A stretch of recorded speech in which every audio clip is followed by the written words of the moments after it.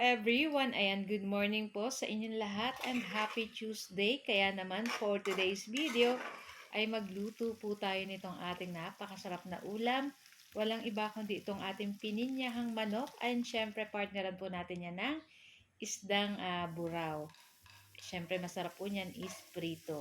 So tara na guys at samahan niyo po ako magluto and enjoy watching po. So yun nga sa ating kawali maglagay tayo ng cooking oil at pagkatapos magisa po tayo nitong ating bawang and syempre nitong ating sibuyas at hintayin lang po natin lumabas yung aromatic or bango nitong ating ginigisang bawang at sibuyas. Pagkatapos ay pwede na nating ilagay dyan yung ating 1 kilong chicken and syempre timplahan na po natin yan ng pamintang durog at maglagay na po tayo ng konting soy sauce at konting asin. So para may lasa na yung ating chicken. So mamaya magdadagdag na lang po tayo ng pampalasa pa kasi konti lang naman po yung ating nilagay. Tapos halu-haluin lang po natin iyan and maglagay po tayo ng sugar kasi ang pininyahang manok po is manamis-namis and pagkatas ilagay na rin natin dyan yung ating carrot and yung ating patatas and this time hindi po kami gagamit ng evap.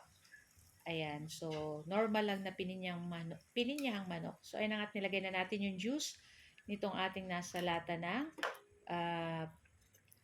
pineapple chunks. And then halu-haluin lang po natin iyan. Ayan, tapos takpan lang po natin iyan. Ayan, pagkatapos maglagay na po tayo dyan ng 1 chicken cube. Kasi medyo matabang pa yan guys, kaya naglagay na tayo ng 1 chicken cube. Tapos halu-haluin lang po uli natin iyan. At hindi na po tayo magdagdag ng tubig kasi ang manok po is nagtutubig naman guys. So yung gusto natin sa ating pininyahang manok is nagmamantika guys. So pero nasa sa inyo po kung gusto niyo po ay may sabaw. So nagdagdag na rin ako ng konting soy sauce at medyo matabang pa guys. Tapos ayan at halu-haluin po uli natin iyan.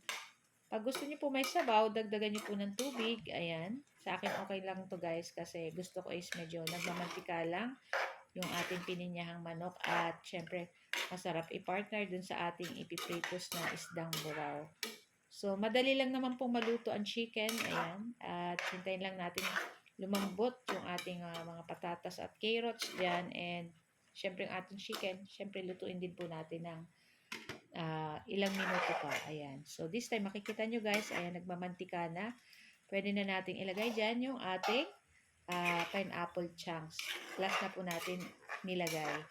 Tapos, ayan. So, yung lasa nito ay medyo manamis-namis at may konting asim gawa ng ating pineapple. Tapos, ayan. Masarap yan, guys. Tapos, ayan. Nagprito rin tayo nitong ating isdang buraw.